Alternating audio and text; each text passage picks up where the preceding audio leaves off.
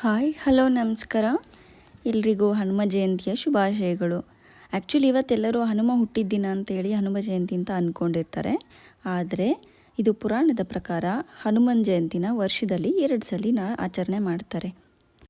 ಮೊದಲನೇದು ಅವರು ಹುಟ್ಟಿದ ದಿನನ ಹನುಮ ಜಯಂತಿ ಅಂತ ಆಚರಣೆ ಮಾಡ್ತಾರೆ. ಎರಡನೇದು ಹನುಮಂತವರು ಬಾಲ್ಯದಲ್ಲಿ ಇರಬೇಕಾದ್ರೆ ಸೂರ್ಯನ ನೋಡಿ ಹಣ್ಣು ಅಂತ ತಿಳ್ಕೊಂಡು ಆಕರ್ಷಣೀಯವಾಗಿದೆ ಅಂತೇಳಿ ತಿನ್ನೋದಕ್ಕೆ ಮುಂದಾದಾಗ ಇದನ್ನು ಅರ್ಥಕೊಂಡಂಥ ಇಂದ್ರದೇವ ತನ್ನ ವಜ್ರಾಯುಧದಿಂದ ಅವರಿಗೆ ದಾಳಿ ಮಾಡಿದಾಗ ಅವರಿಗೆ ಪ್ರಜ್ಞೆ ತಪ್ಪಿ ಕೆಳಗೆ ಬೀಳ್ತಾರೆ. ಆ ಸಮಯದಲ್ಲಿ ಅವರಿಗೆ ಮತ್ತೆ ಜೀವದಾನ ಸಿಗುತ್ತೆ.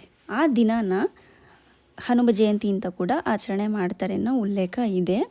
ಸೊ ಇವತ್ತು ನಡೀತಾ ಇರೋಂಥ ಈ ಹನುಮ ಜಯಂತಿಯ ವಿಶೇಷ ಪೂಜೆಗಳನ್ನ ಹಾಗೂ ರುದ್ರಾಭಿಷೇಕ ಹಾಗೂ ಆರತಿ ಮಂಗಳಾರತಿನ ನೋಡೋಣ ಬನ್ನಿ.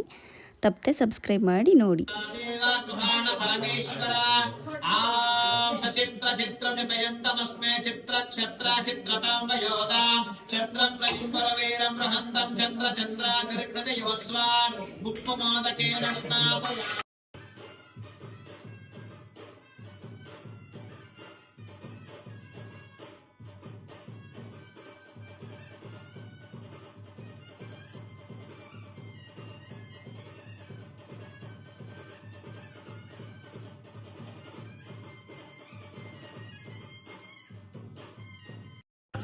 ಇದನ್ನ ಪ್ರಯತ್ನ ಪಾಲನೆ ಮಾಡ್ತೀನಿ ಸಮಾಜಕ್ಕೆ ದೇವಸ್ಥಾನದ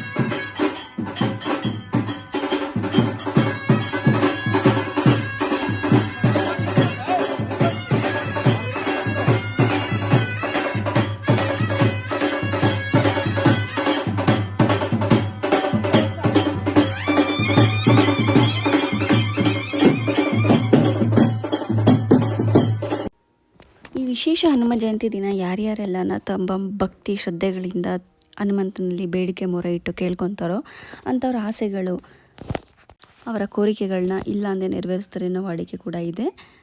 ಈ ವಿಡಿಯೋನ ನೋಡ್ತಾ ಇರೋಂಥ ಎಲ್ಲ ಭಕ್ತರಿಗೂ ಅವರವ್ರ ಆಸೆಗಳನ್ನ ನೆರವೇರಿಸಪ್ಪ ಅಂತ ದೊಡ್ಡಕಾಯಪ್ಪ ಅಂದರೆ ಆಂಜನೇಯನಲ್ಲಿ ಬೇಡ್ಕೊಳ್ತಾ, ಸೊ ಯಾರ್ಯಾರೆಲ್ಲ ಈ ವಿಡಿಯೋನ ಕಂಪ್ಲೀಟಾಗಿ ವಾಚ್ ಮಾಡಿದ್ದೀರಾ, ಹಾಗೆ ಲೈಕ್ ಮಾಡಿ, ಸಬ್ಸ್ಕ್ರೈಬ್ ಮಾಡಿ, ಶೇರ್ ಮಾಡಿ ಅಂತ ಹೇಳ್ತಾ, ಹೀಗೆ ಹೆಚ್ಚಿನ ವೀಡಿಯೋಸ್ಗಳಿಗಾಗಿ ಸಬ್ಸ್ಕ್ರೈಬ್ ಮಾಡಿಕೊಂಡು ಫಾಲೋ ಮಾಡಿ ಬಿಂದು ನೆಡ್ವೀರ್ ಯೂಟ್ಯೂಬ್ ಚಾನಲ್ ಆ್ಯಂಡ್ ಬಿಂದು ನೆಡ್ವೀರ್ ಬಿ Facebook page. Thank you so much. ಮುಂದಿನ ವೀಡಿಯೋದಲ್ಲಿ ಸಿಗ್ತೀನಿ. ಅಲ್ಲಿವರೆಗೂ ಹನುಮಾನ್ ಜಪ ಮಾಡ್ತಾ ಇರಿ. ಜೈ ಹನುಮಾನ್, ಜೈ ಶ್ರೀರಾಮ್, ಜೈ ರಾಮ್.